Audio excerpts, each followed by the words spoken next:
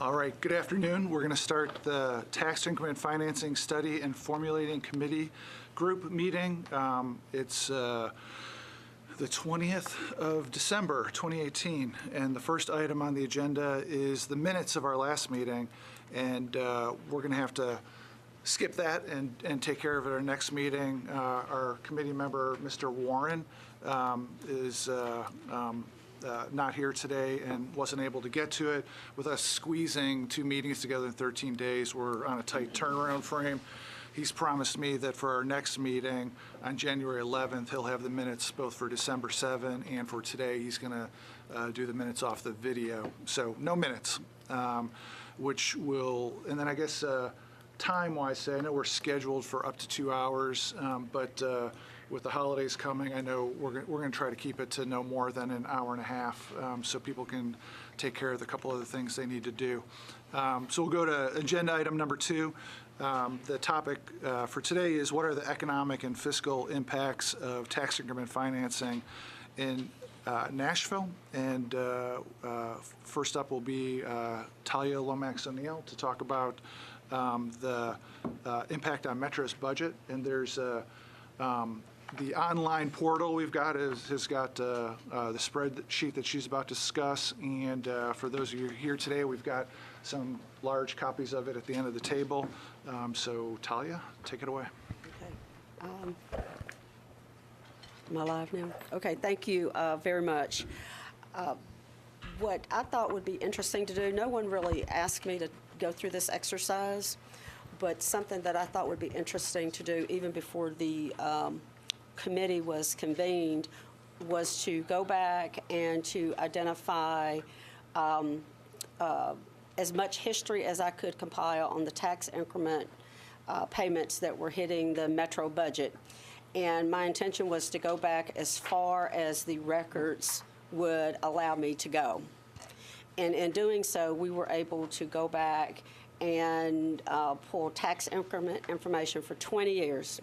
So what is presented on this spreadsheet is 20 years of information. Alongside of that, I also wanted to show the growth in property tax revenues. And the reason I wanted to see those side by side is because back during the budget process and other discussions, there was a correlation being drawn between how tax increment was increasing and that percentage increase versus property taxes, and the notion that when you did this, that property tax revenues would increase proportionally. And so from the finance department's perspective, because we look at things globally and by fund, we could not see necessarily the one-to-one correlation back to a specific parcel because of how things are done and how things are presented. So we're not saying that there isn't necessarily an increase later on or what that looks like, because we simply don't know. And Mr. Kane and I had many, many discussions about this. So what I want to do is just walk you through the spreadsheet, and then we can just talk about it. And I'm not sure what kind of conclusions can be drawn, because I do believe that there's some data points that may be missing. It's Talia Lomax O'Neill. Thank you. So on the, and there are a couple of more copies of the spreadsheet if there's anybody in the room that doesn't have one that would like to have one. So on the left side of the sheet, going back to 1998, what you will see is how we do everything in the finance department. We separate this based on the 6 operating funds of the government. And these are your tax funds. This is where your property tax revenues are going, and how they get spread based upon the tax levy as approved by the Metro Council. So you'll see we have listed GSD General, USD General. Those 2 funds, just for the benefit of the audience, cover the general operating expenses of the city: police, fire, libraries, etc. The GSD debt, MMPS debt, and USD debt, those are covering our debt service payments for each of those individual funds based on the taxing district. And then finally, the last column is schools. and their share of the property taxes. And so that as the property taxes come in, those get distributed. So on the right side of this spreadsheet, you will see the property tax revenues for the same periods for those same funds. So what I'm going to do is I'm going to jump just to illustrate the point to actually the last row on this page, because I think that seeing this comparative information at the bottom of the page is useful, and that just it'll guide your eyes a little bit easier. In terms of the FY10, you'll see the budget amount for each of those funds. The budget amount for MDHA property tax increments was $11.8 million. The actuals that year were $12 million, so slightly more than the budgeted amount. And then the percent change is the difference from the prior year's budget versus actual, so that we can see what the actual growth was in tax increment payments based on that prior year activity. So between 10 and 9, it grew 11%, 11.88%. And you can just follow these row by row. And then... So that percentage is the FY10 actual compared to FY09 actual? Yes. Okay. And then conversely, you can look at the property tax revenue. And this is where we had quite a bit of debate, because if you look at the property tax revenue based on those same funds, you'll see that the growth was only 2.2%. So you will see that the TIF is growing significantly more when you just look at it by total. But that doesn't mean that there's anything wrong with that. It just means that we can't isolate within that 2.21% whether or not there's been the growth inside of that, because we don't track it back to the parcel or anything like that in terms of, so if you hadn't had it, might that growth have been 2.19%? I don't know. That's why I said I don't want to draw any conclusions from the data. I just want you to just want to share with you the data that we do have. Okay? Would it be beneficial to be able to track it back to the individual parcel, number one, and then number two, are there measures or metrics that would allow us to do that? That's exactly where we want to get, and that's where we've been having the discussions about how do we get there, because from a metro budgeting perspective, we're looking at things at this gross level. Mm-hmm. So when someone says what's the impact of that individual component, mm-hmm. it's not readily apparent. You've got to do some drill down into that. Mm-hmm. Okay, so let me just share a couple more things, and then we can just open this up for a robust debate. How's that? Then I want to jump you to the second page. So you will see, I want to draw your attention to the total line. Mm-hmm. So you'll see over this 20-year period, again, we've got a grand total by fund, and I think there's been a whole lot of discussion around metro schools. So let's just, the impact to metro schools for tax increment has been $72 million over that 20-year period, and for a grand total of $239 million. And then you've got the overall budget growth, or the cumulative total for the budgets for that year. I'm not drawing any conclusions. Mm-hmm. I'm just presenting data just for perspective. And then I want to draw your attention to these footnotes at the bottom.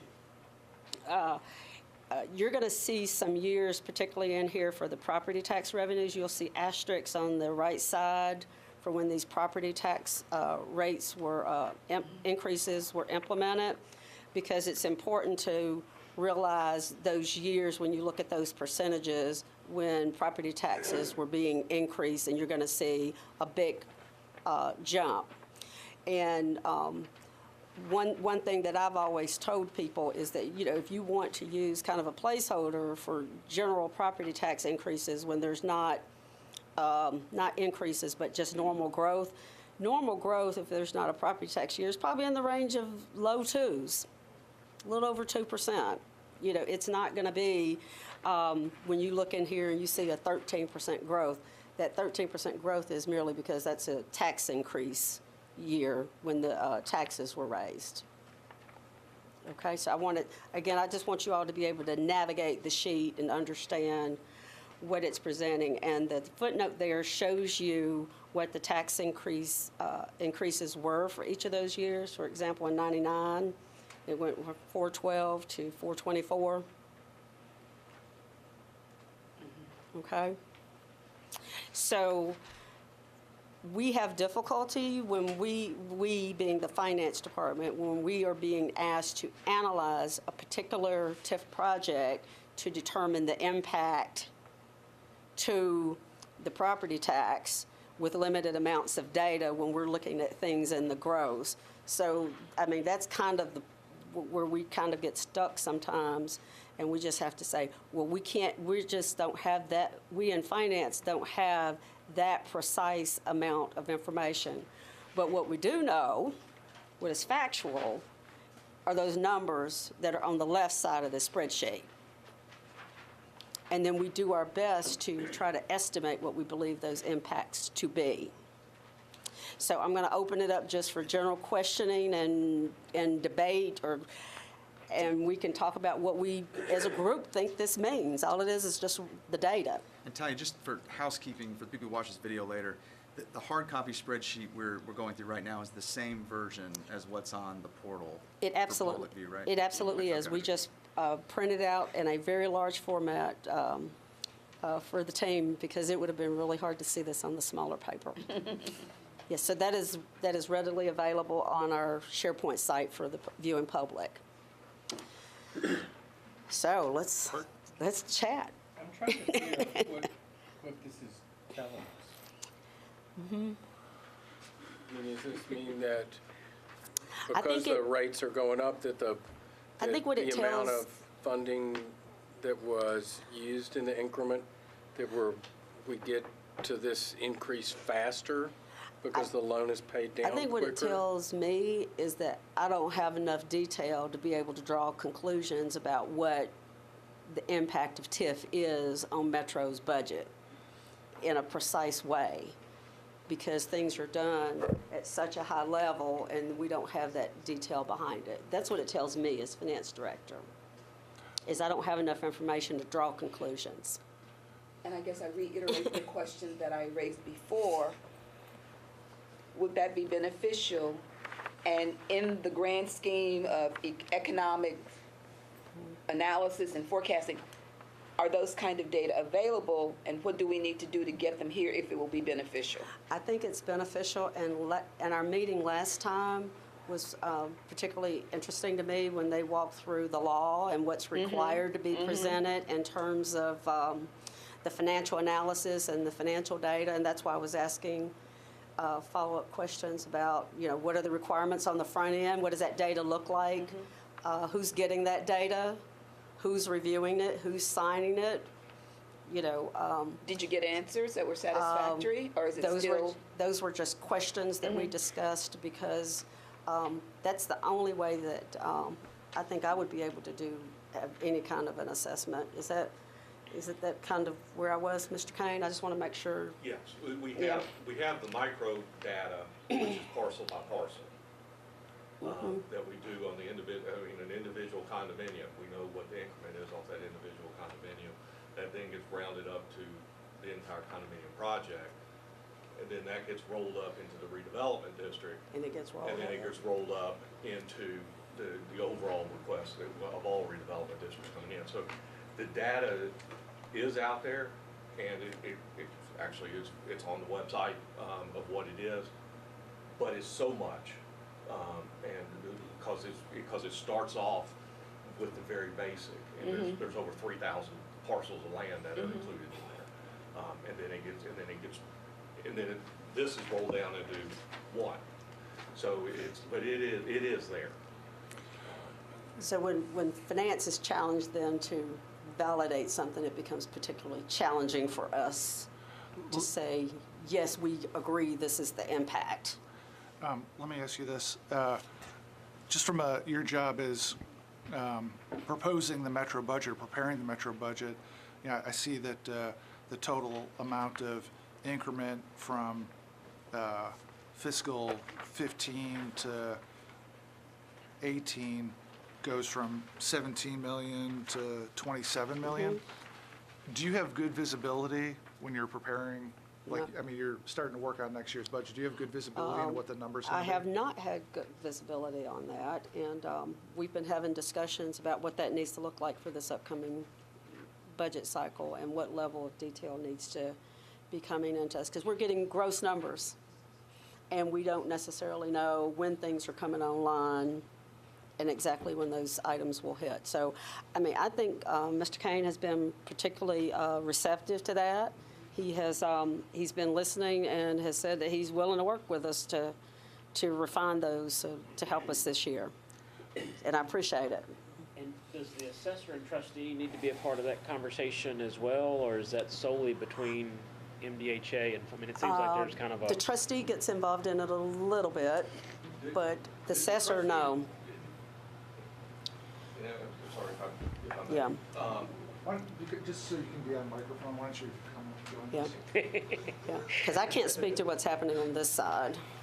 I didn't mean to have you come to the big kids table. No, but he's Joe Kane with MDHA. One of the bigger issues that we have in presenting this data is when the properties come onto the tax rolls, and is trying to determine that. Like for not to interrupt, like for a property under development, right? Property, yes, that we have under tax increment financing, that we have agreed to do tax increment financing with. That project generally takes a couple of years to be completed in construction. Let's take a 15-story building. It may take 2 years to get constructed. Sometimes the taxman, the assessor may come along and put it and do a partial year assessment. If it's already got framed, then it may be a partial year on that. Or if it gets completed in June, they may come in and say, okay, it's worth this much in June, but we still haven't gotten the full year's worth of taxes in. There's only 6 months worth of taxes. And so I think bringing the assessor into the conversations to be able to, because they're the ones who determine the assessed value of the piece of property ultimately, and when it is, and what that tax amount's going to be. The trustee is obviously the one who then sends the bills and receives some money. And so I really think, and we've been digging into this a lot internally at MDHA, and I think bringing everybody together to have those discussions is very much so appropriate and will help with these projections moving forward. Yeah, and part of it too is if you look at the trend of these numbers, as you say, when you had a small blip before, it wasn't as material, but because we have lots of really big things now that have been coming on board in the past couple of years, and probably more coming up, it has escalated much more than the position was in those prior years when we could have just dealt with it. Because if you look at this, as you noted, the growth just since 15, it is, we've had some surprises in there. Yeah. And I want to just tell you, if we can, have you walk through the complaint we hear from school advocates is that, I'm going to make up round numbers, if it's a $900 million budget. Well, I know what question you're going to ask, and I'll tell you, I'll give you a perfect example. Okay. Let's look at 18. The concern with metro schools, you will see that property taxes in FY18 grew 2.3% for them in terms of their allocation. TIF grew almost 12.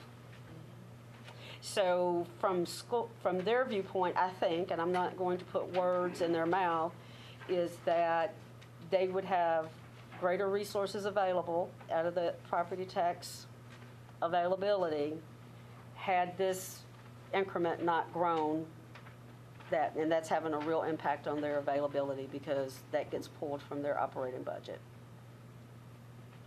Does everybody see that? Yeah. I mean, I think that's Is their, that the fact? this is, what you've got in front of here is factual. No, no, Property no. taxes grew 2.3, and their tax increment went up 11.7. That's factual. Is the, just housekeeping, are the left-hand numbers included in the right-hand numbers? No. Okay, so just on the totals, Right. the The 200. left-hand numbers are just purely the increment numbers. The right-hand numbers are property tax revenues. Now, keep in mind, schools gets other revenue sources. Right. But this So- is just the so it property is- tax It is revenue. included, the 27 million for fiscal 18 of increment? That is an expense that will hit Metro Schools' budget.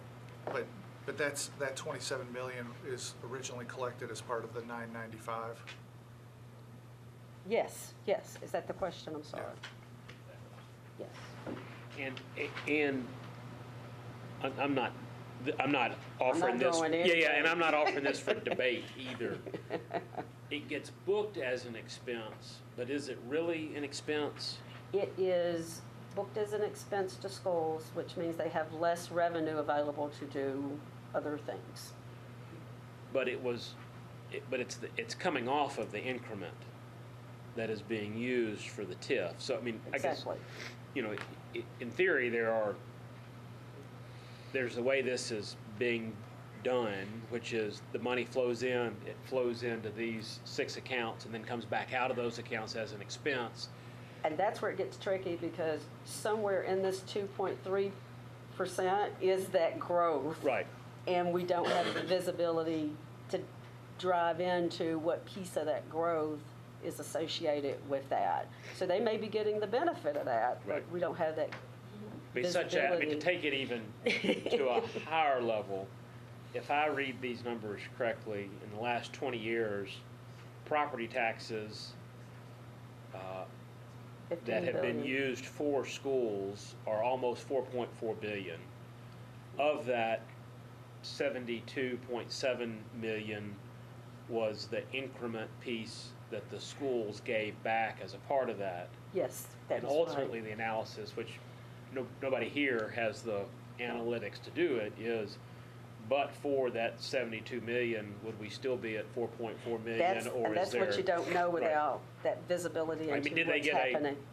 a factor benefit off of that 72 million because of the growth that allowed within the overall property tax collections, or is it a net, or is it a deficit? Exactly. And I think that data is somewhere in your data. It's somewhere. It's somewhere in his data. It's trying to figure out how to isolate it and pull it out. Not really. Yeah, I don't think it It's is. not in You your don't think data, No. because you don't know, nobody knows. No, he gets the tax information, don't you? But- Yeah, but the bigger issue Is the net county. economic impact Yeah. from the TIF deals that we're Let's Yeah. let Bert. Yeah, I mean, so Yeah. if X of it went for a hotel that generated X amount of sales tax and X amount of this, we're not accounting for that anywhere in this system. And I think that's the question that you were pointing to, Charles Robert. or that generated a development next door that wouldn't have been done We wouldn't be at the for that 4.4. hotel, and they're Exactly. paying full property taxes. You could conduct a study to try to estimate what the effects have been on peripheral development, right? But I can't dig through MDHA's data. No, it would and be, determine- this is where I'd go back and be the assessors and the trustees and MDHA I don't and even finance think trying those to plug all guys those. could do that. Yeah, but that's do a the study. correlation Permits. that A these, study could that be people done. are trying Yes. to make between the. Yeah, I mean, and you could when they take see it. 1 or 2 development districts, and you could take some limited period of time in there and analyze that. I mean, it's gonna take, I mean, there's pieces of that are gonna be very subjective, right? It's not Maybe all we need objective. an outside party just to pick Yeah. Which is, I think, pick for something and Bob's- do an independent analysis of it or And something. that was where I was headed when I Yeah. was asking whether the metrics exist.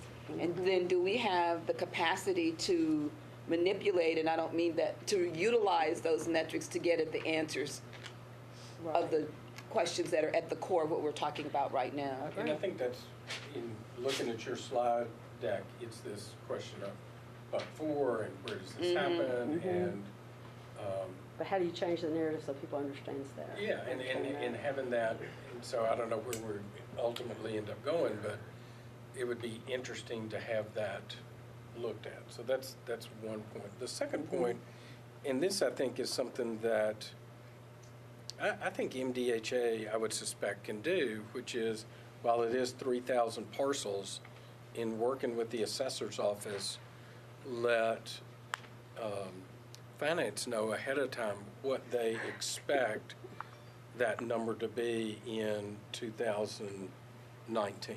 And he has said he's going to And try to if- help us more, The- try to help us this The year. 2019 is not as It's difficult. 20. It's 2020 Which and we're preparing for now. 2021.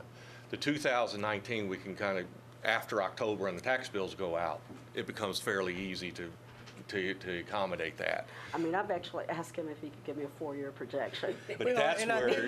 And that's making him really nervous. Good, he'd be retired. It's making him really nervous. Well, not knowing the rate, but you know what's been committed, and you know when, so there's a project on Rolling Mill Hill that'll hit in 2020. It'll be It'll in open in 2020 and 2020. 2021, and then, but the full taxes will come in So, I mean, 2022. Yeah. And then of those 3,000 parcels, there are probably 5 new ones, maybe 10 new ones, but the rest. So I would think that that's something that I think working on, Joe, is a great thing for y'all to be, It is. to give some clarity to finance to be able to do And that. I think on that front, especially to Talia's point about, 10 years ago being wrong by $500,000. Was not a big deal. Versus, 4 million in 2017, that's like 0.5% of COLA for employees at that amount. And so if there's swag in the numbers, I mean, there's got to be an institutional bias toward estimating it low, so there's no negative surprises, right? Yeah.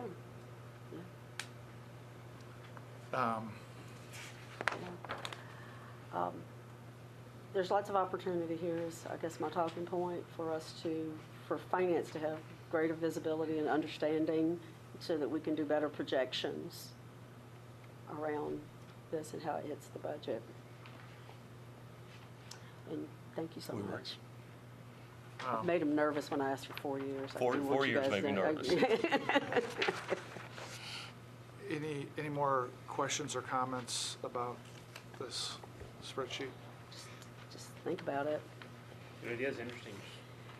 This has nothing to do with really what we're talking about, but we've gone 10 or 11 years and increased property taxes by almost $250 million with one property tax increase. And that has nothing to do with what we're talking about, but it is interesting kind of this, and 2 to 3% a year is not enough, but I'm not opining on whether. Whether or not that's good or bad. Yeah, I'm just. We're working on going that long without cost of living But increases that will for let you know employees. it's I'm not. stretched. I'm just looking at numbers. We're drawing no conclusions. Did I say It's that just out loud? data. Right? I'm sorry. I was just thinking that. And I would be really interested to know where that $10 million is. That'd be the 17 to 27 over the last several years. Yeah. Maybe we could Put ask, that down, please. maybe we could ask MDHA to figure that out for us. I would Can you bet do we that? could guess, but that would be interesting. I suspect, Joe, that some of that is accelerated payments on the debt. Yes. Some of that is now being returned to Metro.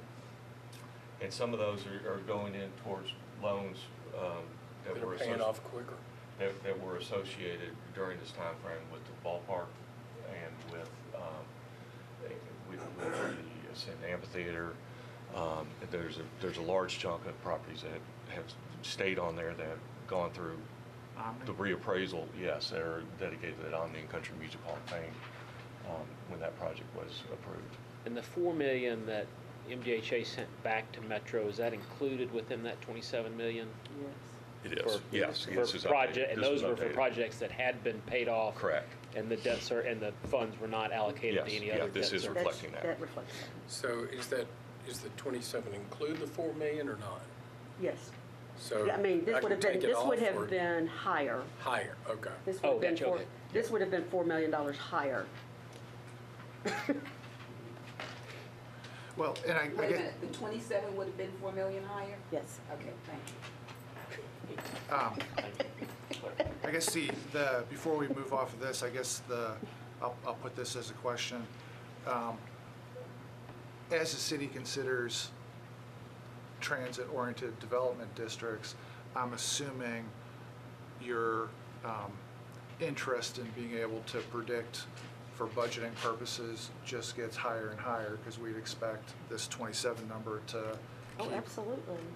going up faster. Exactly. I mean, any of these, yes. All right. We've just got to have This, some tell you, this is predictability. It's incredibly helpful. This is interesting. great information.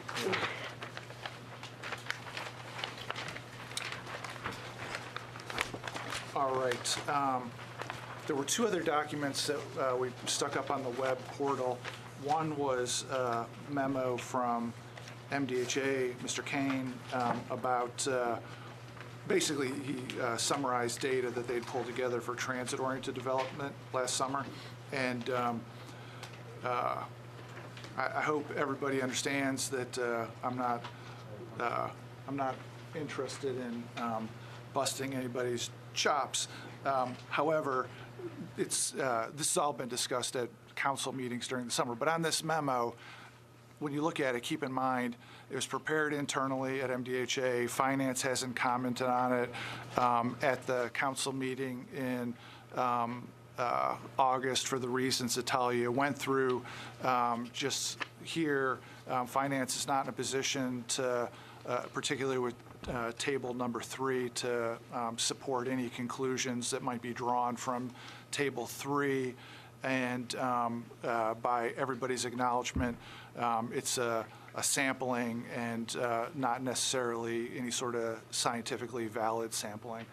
So it's, I think it's appropriate to deem it information and done in-house, and I don't know that MDHA would put any more weight behind it than that.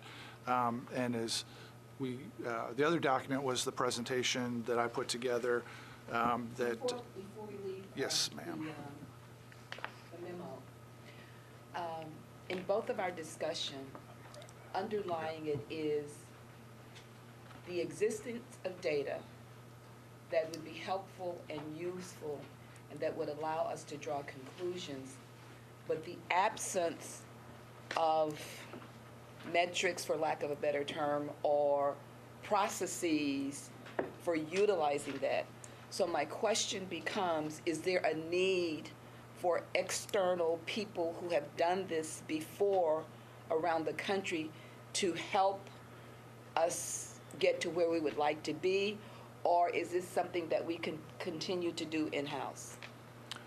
I mean, I've got an opinion. I think you and Brian are the sort of academic wonks here. So, I mean, I'm interested in y'all's opinion. I mean, my sense is, well, I don't know how to figure it out from the data. I've got my opinions, so I know it's not me. I think we'd all be disappointed if MDHA was keeping a permanent academic on staff to figure this out. But I don't know. What do you guys think?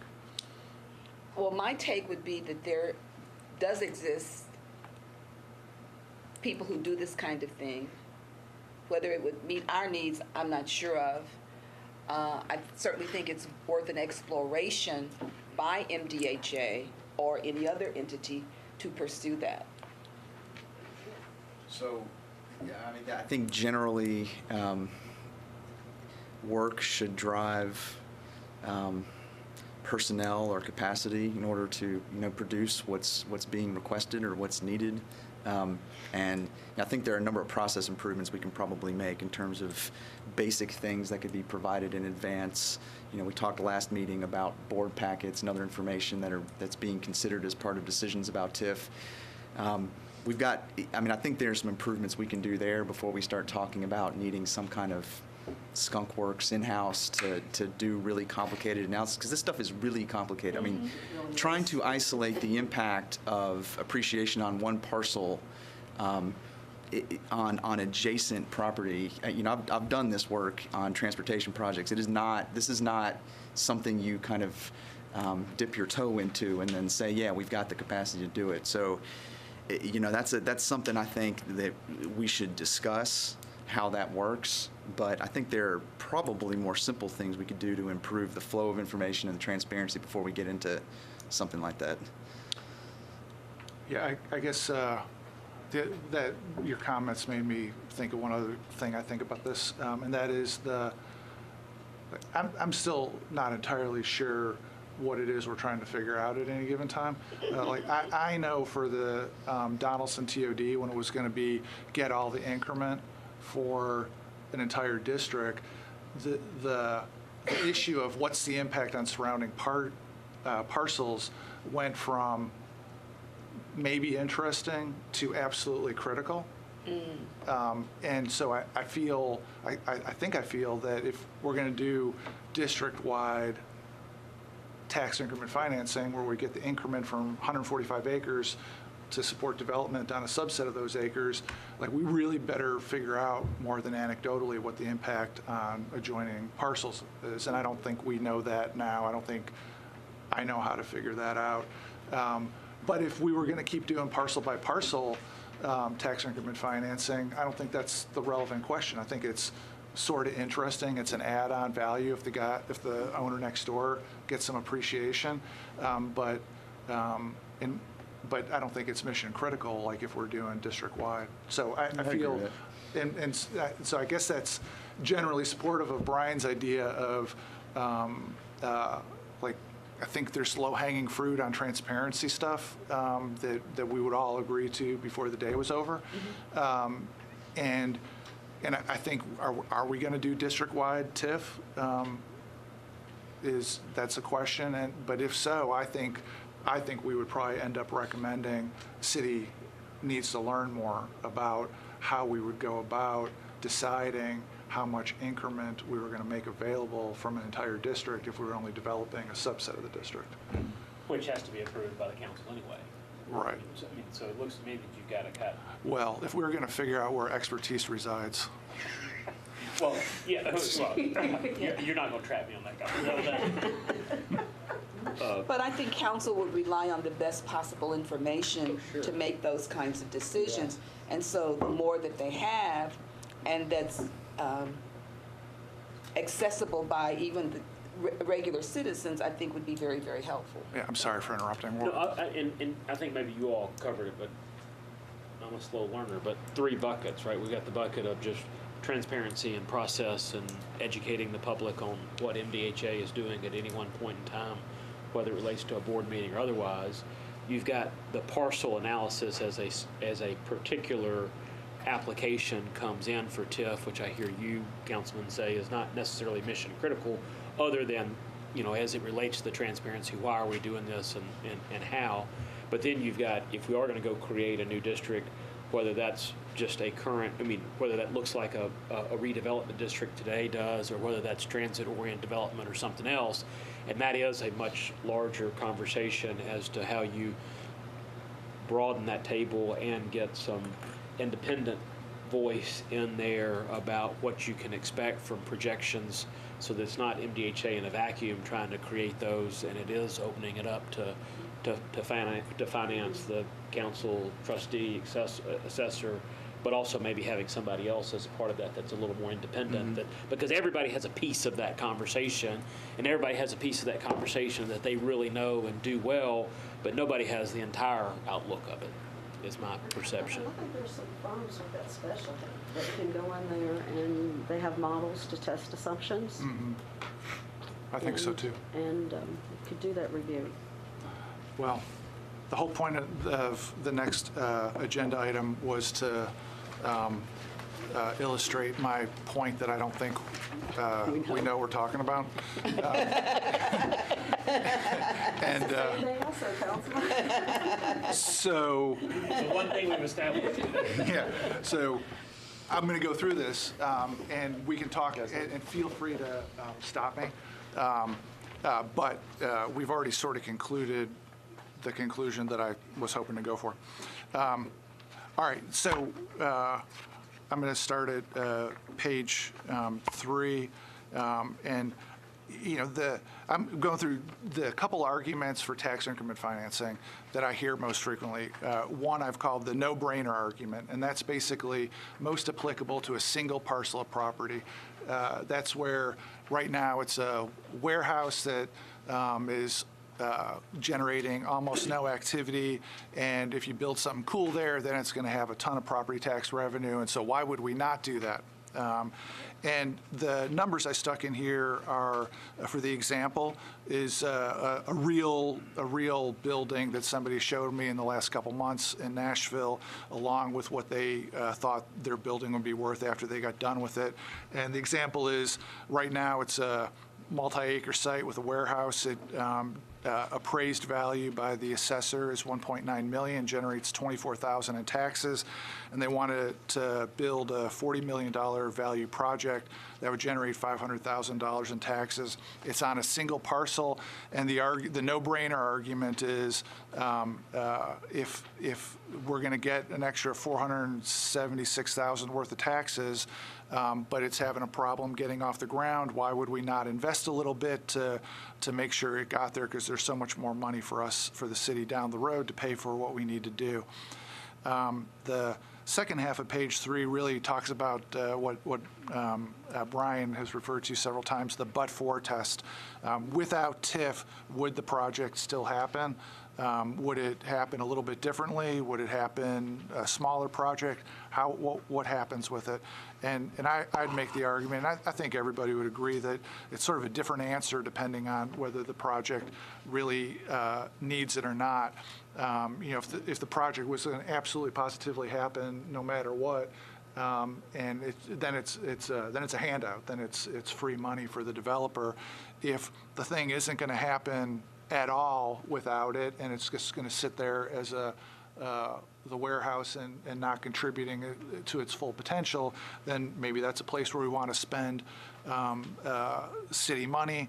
But we probably do need to have goals and figure out who decides. And I think, I would argue that at this moment in time, if we ask the room, like, what are the goals for where we're doing TIF, and who decides, and where's it written down, and how could I find that answer? I don't think most of the people in the room would know what those goals are, and I'd make the argument that maybe we should. Could you flip to the next slide, Brian? Sorry. That maybe that needs to be documented better. The harder calls are if, say, it would still stay a $40 million development, but without affordable housing. Is investing the TIF worth it to get affordable housing? I think most everybody would say it depends on what you get for it. And what happens if without TIF it'll still be a win from a property tax point of view, because it becomes a $30 million property instead of a $40 million property. And again, are these, who makes these decisions? Is it mayor's office, MDHA, council? Who should make those decisions? I'm obviously posing more questions and giving answers. The other argument on the next slide is we've been talking about the raises all ships. Adjoining property owners get their property to be worth more, their sales tax, everybody win from the area if that happens. And this argument, I think, applies to both parcel by parcel as well as a full district increment financing arrangement. And to illustrate, I guess, what we don't know, what we think we know, what we maybe know about the value on adjoining properties. I was looking at the data from the summer that MDHA provided in connection with the Donaldson-oriented development. And I'm not going to, it's going to be hard from a presentation point of view to flip back and forth to the exhibits. So if you guys want to look at the slides at the end, I'll describe what these are, and then so that starts at like maybe 13. Yeah, we're the, one more, yeah. So this is hard to read online, you can blow it up. This is the analysis MDHA prepared in connection with the Donaldson Transit-Oriented Development. And in a couple columns that are difficult to read there, they project that both property value growth and tax increment financing revenue growth will go up by an even 6% per year for 10 years and then 5% per year for the next 20 years after that. I think one of the reasons why finance was interested in putting together that spreadsheet at the beginning was to at least raise the point of assuming that tax increment revenue goes up at the same rate as property tax revenue. It's not clear that that's true, and 20 years worth of data would indicate that's probably not accurate. So that is the main point I'd like to make about that one. On the next one, this is an expanded version of what was in Mr. Kane's memo that we got today, that I got from them during the summer. And the only thing I did on this is I took their single-digit growth rates on the far right and made them go out to a couple decimal points so we could see changes better. And I will note as we go through this, the biggest percentage growth in value that are on here are in the Arts Center at the bottom. The second one of the four properties at the bottom is 209 10th Avenue South. That's Cummins Station and shows a 16.8% per year growth rate from 1993 to the present in the value of the property. And then two below that is 521 8th Avenue South. That's on 8th Avenue. It's near, right when you're going out of downtown on 8th Avenue, just before you go under the railroad tracks. So it's near Cummins Station. And that one shows a 14 and change percent annual compounding growth rate from 1992 to the present. The next exhibit is my version of illustrating the fact that value and revenue and growth don't necessarily go hand in hand. The previous exhibit went through 2018, and this one goes through 2019. That's the only change I made, going from 2 to 3. And because property tax revenue is going to be flat between 18 and 19, the growth rates at the bottom go down. Maybe not a lot, but just extending the one extra year drops the growth rate by 4 to 5%. And that is meaningful to note. On Exhibit 4, I was trying to demonstrate that this wasn't, it's not a knock, they're not scientists, they're not academics, but I was trying to make the point this wasn't terribly scientific. I made 8 changes. You'll notice in the beginning year, there were a bunch of 84s and a bunch of 1992s, and I changed some of the 92s to 84s. And it changes the growth rate pretty dramatically because there was a drop in value of real estate because of a big recession in the late 80s. And I just did it for a handful of the properties. And then I also, these were randomly selected properties. I randomly selected a couple properties to add, and it further dropped the growth rate. And by this point, by extending it 1 year to 2019 and changing the start date from 92 to 84, drops the growth by 10%, which I think is pretty dramatic. And then the last exhibit is, I was looking at Cummins Station and the 521 8th Avenue South in particular, and you recall the spreadsheets a few minutes ago indicated that the growth rate from 1992 to the present was 18 and 16% per year. I decided to break it out between before the Arts District redevelopment district was formed, which is the Gulch, and after. And it shows, for example, in Cummins Station from 1984 to 1998. So that's all before there's a redevelopment district. There is no Gulch. the property values increased 19% per year. Since the Gulch redevelopment district was created in '98, it's been 6.5% per year. And so if the point of the MDHA data from the summer was, wow, redevelopment districts really juice the value of adjoining properties that don't get developed, these couple, at least for the Arts District, on the other side of the railroad tracks, they got all their growth in the 15 years before the redevelopment district was in place, and now it's more, mundane 6 and 9% rather than the mid-teens. And so that's a quick run through the exhibits. And Brian, if you don't mind going back to, let's say, page 8. So I've sort of been through with the exhibits, but I'll summarize briefly. My criticism of the numbers from the summer with the transit-oriented development were that, one, it assumed that the tax rate and property values, the tax rates get adjusted at the same time as the property value reassessments. And in 100% defense of MDHA, from the beginning of TIF in the mid-'80s until 2005, that was 100% true. And you can see that in Talia's data. Every 4 years there was a reassessment. Every 4 years the tax rate got changed, and we did it like clockwork. Since then, since '05, though, the tax rate has been changed only one time. And so, without getting into the politics of who's right, who's wrong, my point is that we cannot assume, since we've had one tax rate change since '05, so it's going to be at least from '05 to 19, probably 20 without one. The idea of assuming that the property tax rate is going to change at the same time as the property value reassessments seems false at this time. And whatever happens with figuring out projections, we have to take into account somehow the fact that the city seems to have lost the capacity to regularly readjust the tax rate. And I think that matters. So the next one,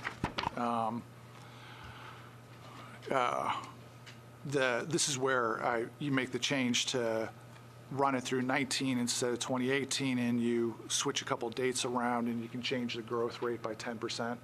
I think that is, I'm not saying my way is right. I'm not saying anybody else's way is right. I'm saying that it seems like there's a lot of change for changing just a little bit of data, not terribly unreasonably. A bunch of MDHA's data points use 1984. Some of them use 1992. I don't know why. There might be a reason. I changed some of them to 84, and I get a big difference. The next page, I just run through that Cummins Station and 521 8th Avenue South point about it looks like the value. Most of the value increase was before there was a redevelopment district across the railroad tracks. And then on slide 11, I summarize just looking at Cummins Station. The first bullet point is the way MDHA did the math during the summer and got 16.8%. The memo we got this week from MDHA says 18% for Cummins Station, and then my small tweaks to the data, get a 16, an 11, a 19, a 6.5%, all to make the point of, if 2 points, if what I got up there, if Cummins Station increased in 6.5% per year since the Arts District was created 20 years ago, how is 6% reasonable for Donaldson for 30 years? And then my second point is, that's a question for a reason. I don't know how to figure it out. Then the last substantive slide is the open questions. You guys can read these. We basically asked all these questions a few minutes ago before I started the slide presentation. A day of questioning. What's that? We have a day of questioning. A day of questioning. So I know I went through that fast. Open to questions or comments. Praise? Are you open to praise? Sure. I do like the fact that you brought up sensitivity analysis. There's a question of kind of the basic analysis capability we should have to answer some of these questions, but then there's kind of a second order of tweaking assumptions and arguing about what the right assumptions are. But you have to be clear about what those are first. And, I think that's a good, I'm sure I can quibble with what you did in there if I tried, but I like the point you're making is a really good one, and I'm glad you brought it up. Well, thanks. And, there's no question during this summer when it was, I got the data during a committee meeting. We were going to vote for good the next day. And so I was quibbling is what I was doing during the summer. And this is sort of a deeper, what are we trying to do? And figuring out what we're trying to do should drive what the data we're looking at. And I do think it's wildly different if we're looking at parcel by parcel or full district. Parcel by parcel, I think Talia's point about, gee, how much are we spending on this, and how, because I'd like to budget for it. That's a legitimate question. And are we going to do it deal by deal? Or are we going to say we'd like the number to be 40 million 5 years from now, and therefore that's how much we've got allocated to spending? What's our priorities? If that's what we're trying to do, I think there's probably one set of analysis to do. If it's we're going to take increment for a whole district, but it's going to be awesome because there's going to be all this extra revenue coming in, well, then that's a different analysis that hasn't been done. But I also think that the point you made earlier about the absence of policy or process or where we're wanting to go is really, really critical. And we'll keep having this kind of all over the horizon. Maybe we can analyze it, maybe we can't analyze it, maybe we can get until we have that. Or maybe they occur concurrently. I don't really know, but to me that's really critical. And as I ask, what is a policy other than growth? And how is that growth going to take place if that is ultimately the policy?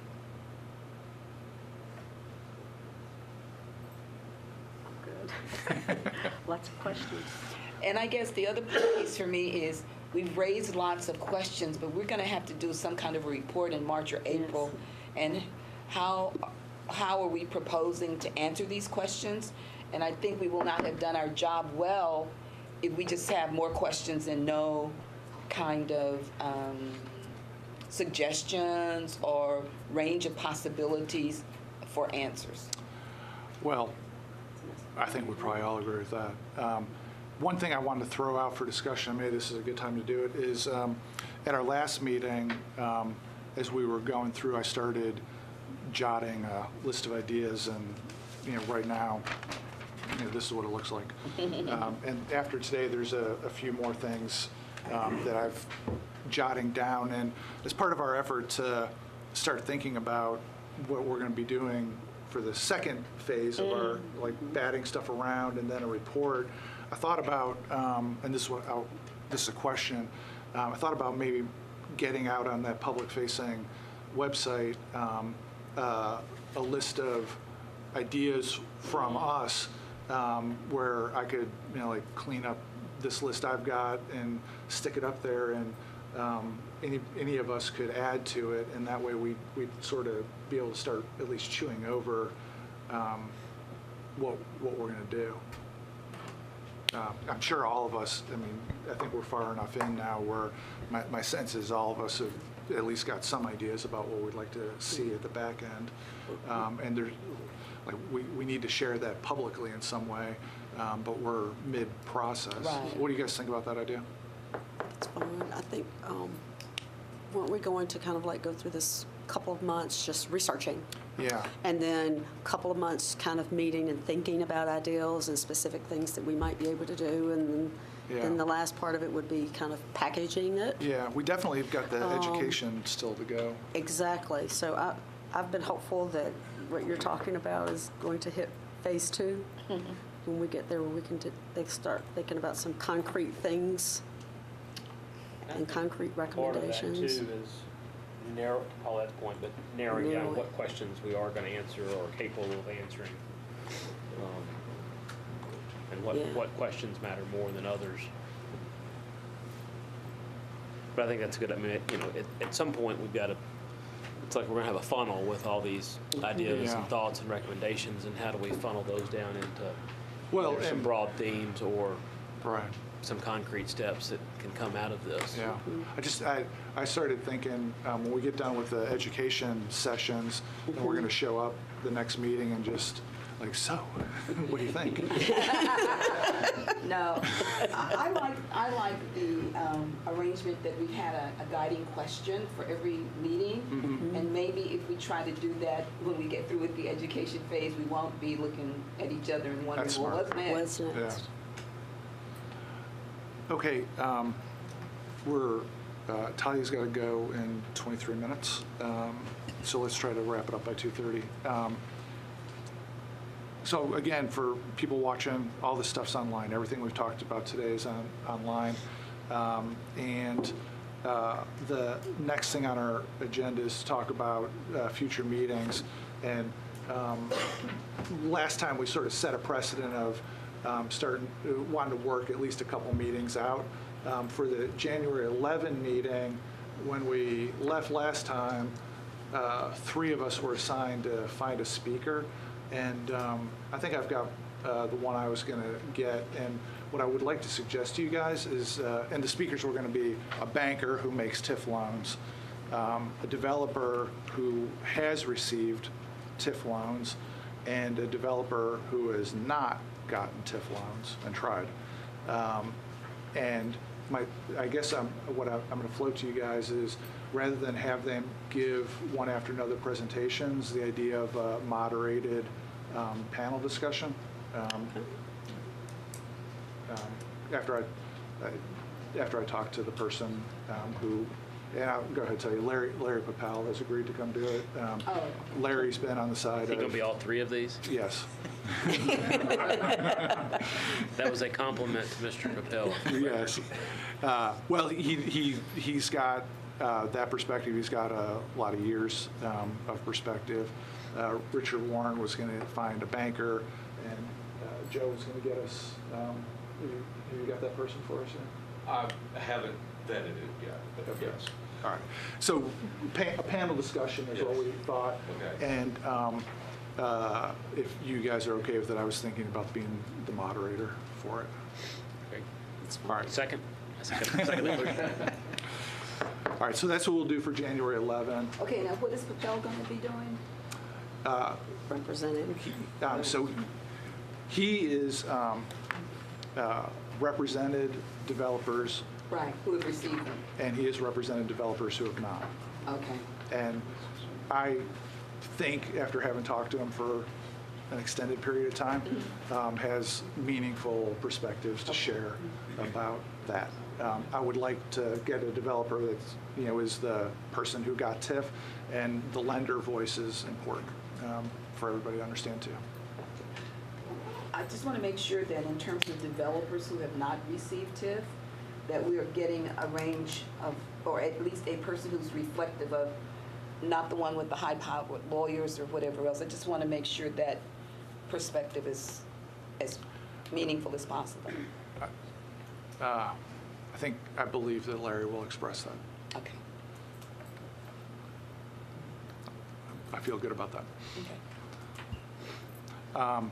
So the January 23rd, we didn't do, we've decided we're going to work 2 meetings out. So this is a meeting where we got to figure out what we want that one to look like, who the speakers would be, who's going to work on getting the speakers. And so I've put 0 minutes thought into that before right now. So I'm open it up to discussion about who we should have. We also had a couple people absent in the last meeting when we sort of settled on these topics. So, if you have comments about the topic, please raise them too. I mean, we knew there was got to be something about housing affordability, right, in the relationship to TIF. We knew there was got to be something around transit-oriented development. So this was sort of my first shot at kind of phrasing it in a way that would conform to our sort of study question template. I think the only thing I would have to say about housing affordability is one of the things that was very instructive in the 3 types of TIFs and what they can and cannot do. And that the basic statute doesn't mention affordability, and that the funding that has occurred, particularly in the Purcell administration, was not necessarily for housing affordability, but for parking garage or whatever else, and sort of getting some clear understanding of that, because the public does not understand that or receive it. And so I would just think it's important to say that there are serious restrictions in terms of the basic statute. And so it's going to require a level of intentionality and creativity for housing affordability, with the exception of the transit-oriented development districts, to be encompassed in the TIF process. It's a good point. Anybody have ideas about who might be good for that week?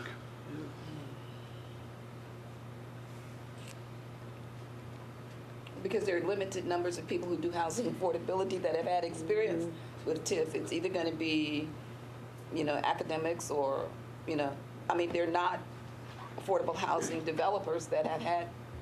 Well, I think Eddie Latimer has worked on 5th and Main. Am I right about that? Yeah, he might be one. And I think the broader question too, where you're headed, which is probably the most important, is what are those tools in the toolbox that can be used to help affordable housing? And if TIF is not one of them, to discuss that and or discuss how you marry that with something that is allowable, right? I mean, like from the land, we've got the ability to put MDHA has the ability to put deed restrictions on land that it's conveying. But obviously there are some limitations on requiring affordable housing as a result of TIF. So is 6 the right question? I'm sorry, what did you say? Is that the right I question? don't know. Gives us a month to figure it out. Well, yeah. Impacts of TIF on affordable housing. Is that, And maybe in this exploratory phase, is that the right question? Well, and maybe there you're thinking about a panel discussion of some of your for-profit, nonprofit housing developers, both as to what they understand the current rules and state of play are versus potentially what's possible versus potentially what they would love to see if they could think outside the box, which either would require change in law or coming up with a different mechanism. I mean, we do have, this is not TIF, but the pilot program for affordable housing seems to be working pretty well. That starts with MDHA, ultimately is approved by the council. I think about 2,600 units came through that last year. Okay, I may have incorrect information, but I was told that there had only been one request for participation in pilot, so I stand to be corrected. Okay. Joe, how many projects have we approved this year? It was over 2,600 units. There's probably a dozen about projects. About half of those are rehab, about half of them are new construction. Yeah, I was going to guess through the council we've had 8 or 9. Yeah. Okay. So maybe you need That's an what I said. update, maybe you need an And update on again, that? Yeah, and again, it's not TIF, but it's hard to separate. It's ultimately this. For your analysis, it becomes the same thing, right? It's not far off. We did TIF on older projects. We have TIF in the Laurel House, in the Gulch. We have TIF into the project on Jefferson Street. I think today, they probably would ask for a pilot instead of a TIF with those, because you have to bundle, as you were talking about, to get the developers together, because you have to bundle so many layers together to be able to make it financially feasible.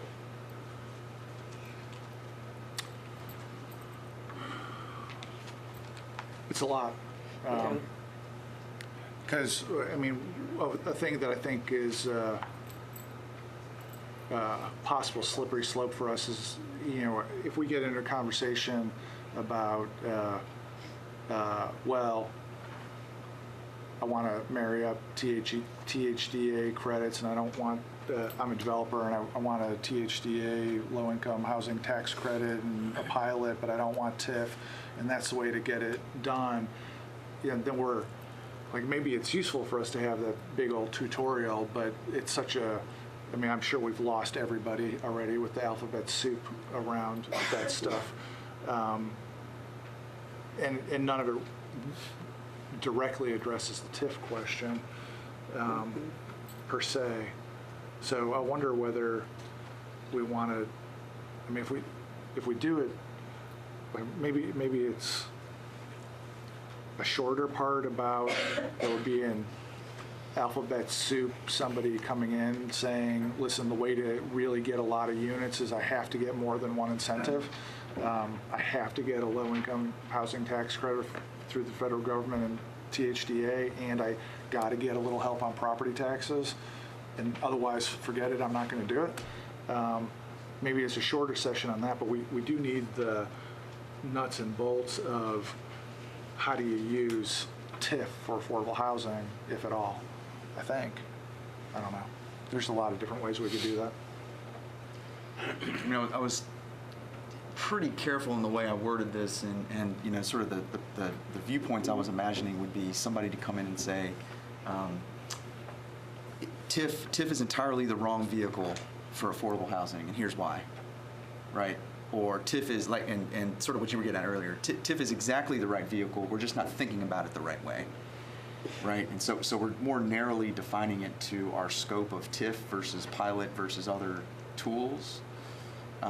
But I think those are important questions. I don't know who the people are to answer those, but you know, there's a lot of, I think, assumptions made about what we can and cannot do through TIF, or what the impacts are or what they aren't on housing affordability. And so they could be helpful to have somebody come in and tell us, you know, is the conventional wisdom right? Is it wrong? What aren't we seeing?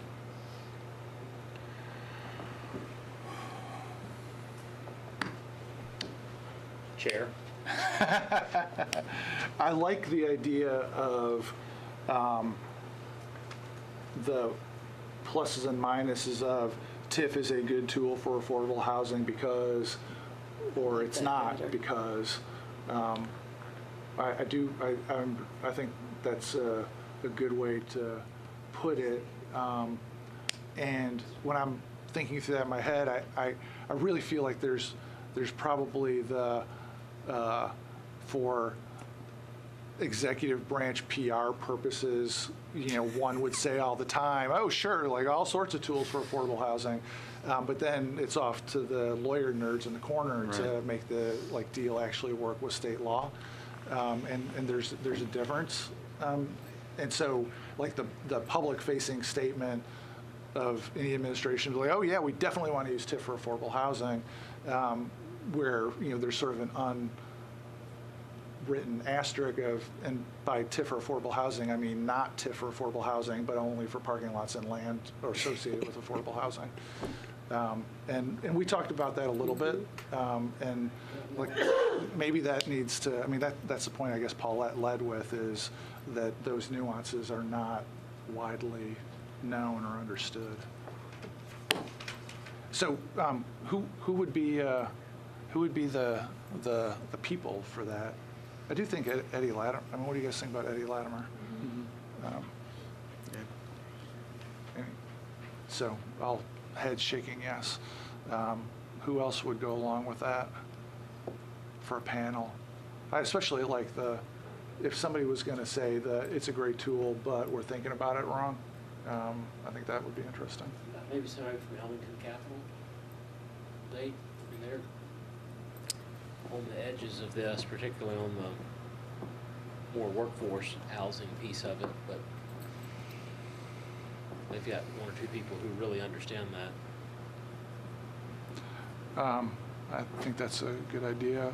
I also like, to the point, one of the points Paulette made, maybe somebody who's a smaller developer who feels like, you know, unless I got $1 gazillion, I can't even get TIF to begin with. And even, and having them talk about what they think could be better about, they could build affordable housing if. Right. I don't know. You got anybody in mind like that? I'm just trying to think of people who develop, and I think of the nonprofit developers. Their scale is kind of small, and then there's this Helping Hands that I can't think of the guy's name. Anybody? Mark Wright. Yeah, I don't know what he's gotten. I don't even know how many he's developed. I just know he's developed a very few. There's a developer out in Donaldson who is looking to go with the affordable, I can't think of his name right now, utilizing the TIF. And without that having passed, he's still going, but I think is kind of pulled off of the affordability. And I think that something along those lines, he was looking at it and then came up with an alternative, could be beneficial of what his alternative was or is. Is DJ, is he doing Yeah, we got that. anything? Not really. Not really around affordable housing? There's another guy who's done some work in, over there off of Charlotte. Is it Yeah, Mike? Elbridge. Mike Kenner, Mike Kelso, Mike somebody? Kenner. It's Kenner. Oh, okay. I don't know what he's done. I haven't seen him lately, but he was, a year or two ago, he was really gung-ho.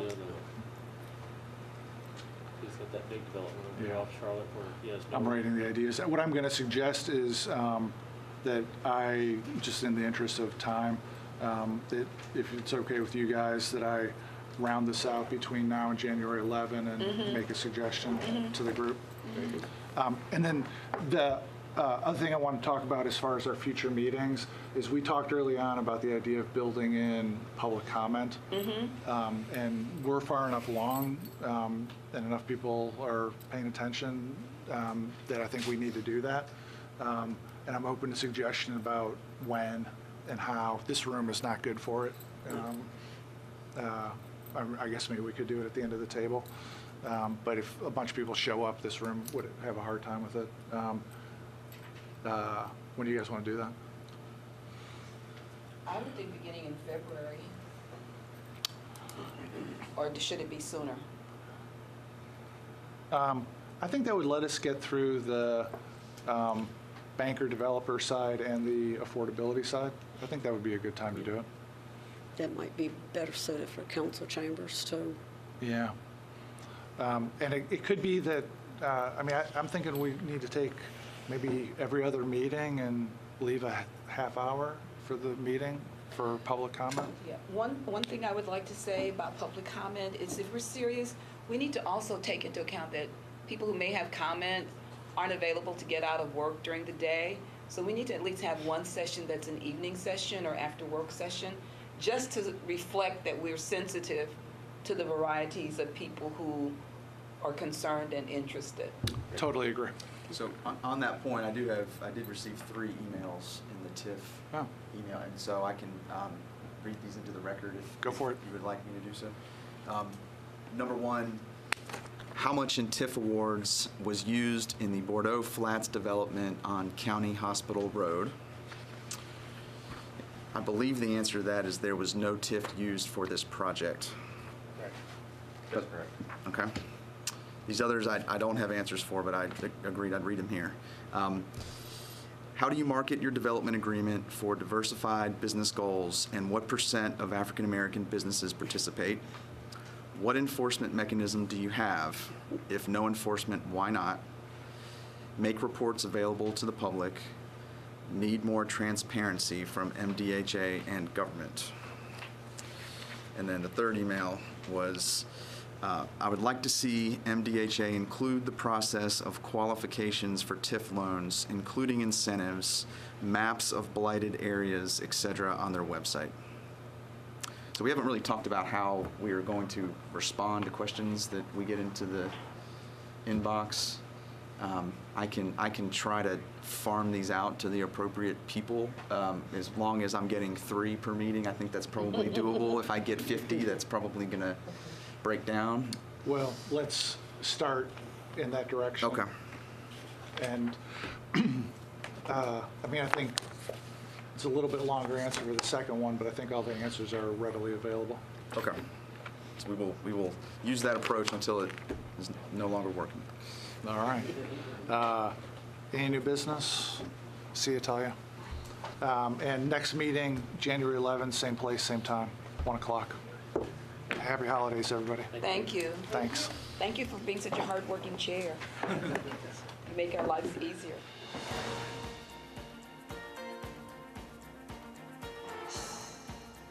This has been a service of the Metro Nashville Network. If you would like to see this presentation again, or for more information about this and other programs, visit nashville.gov.